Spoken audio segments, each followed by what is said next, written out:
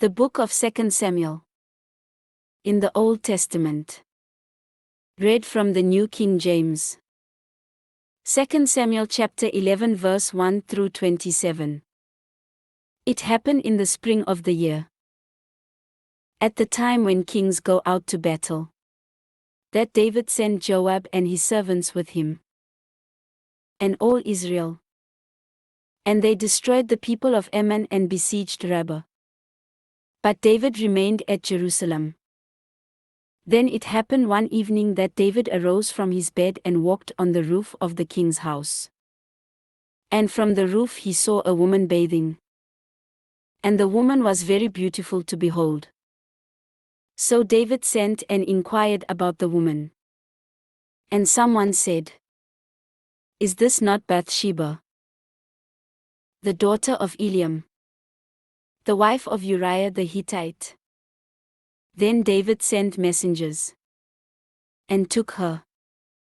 And she came to him, and he lay with her, for she was cleansed from her impurity.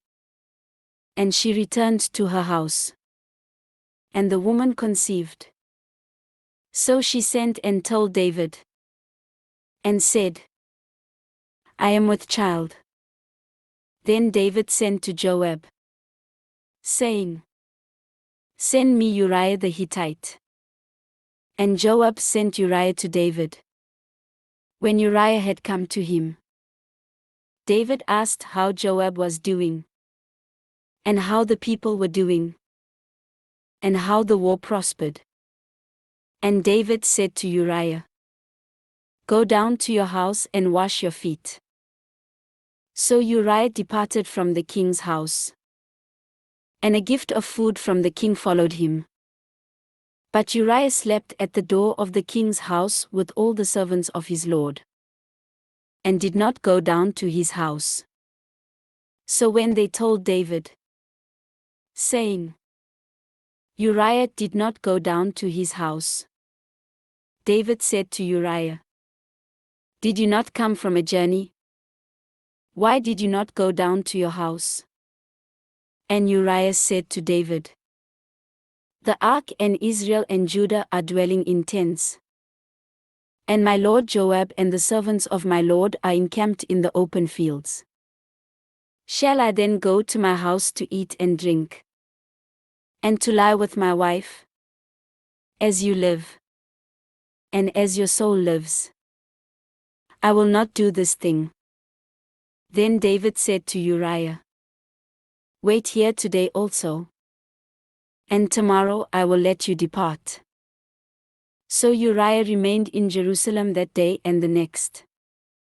Now when David called him, he ate and drank before him, and he made him drunk. And at evening he went out to lie on his bed with the servants of his lord. But he did not go down to his house. In the morning it happened that David wrote a letter to Joab and sent it by the hand of Uriah.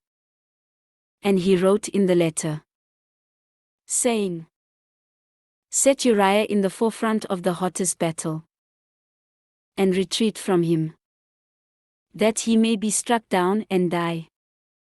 So it was, while Joab besieged the city, that he assigned Uriah to a place where he knew there were valiant men. Then the men of the city came out and fought with Joab. And some of the people of the servants of David fell. And Uriah the Hittite died also.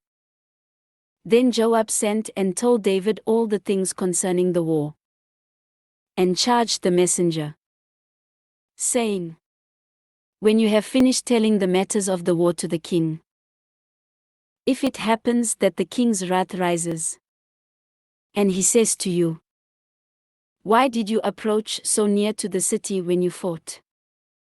Did you not know that they would shoot from the wall? Who struck Abimelech the son of Jerubsheth?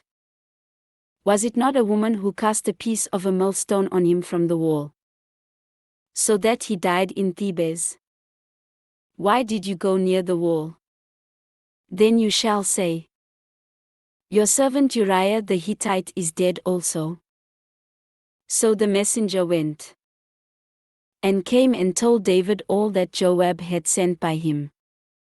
And the messenger said to David, "Surely the men prevailed against us and came out to us in the field. Then we drove them back as far as the entrance of the gate. The archers shot from the wall at your servants. And some of the king's servants are dead. And your servant Uriah the Hittite is dead also." Then David said to the messenger, "Thus you shall say to Joab, do not let this thing displease you. For the sword devours one as well as another. Strengthen your attack against the city, and overthrow it. So encourage him."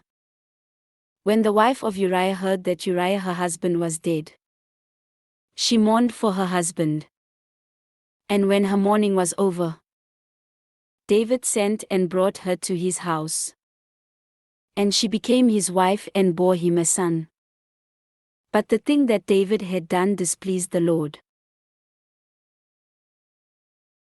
This ends 2 Samuel chapter 11.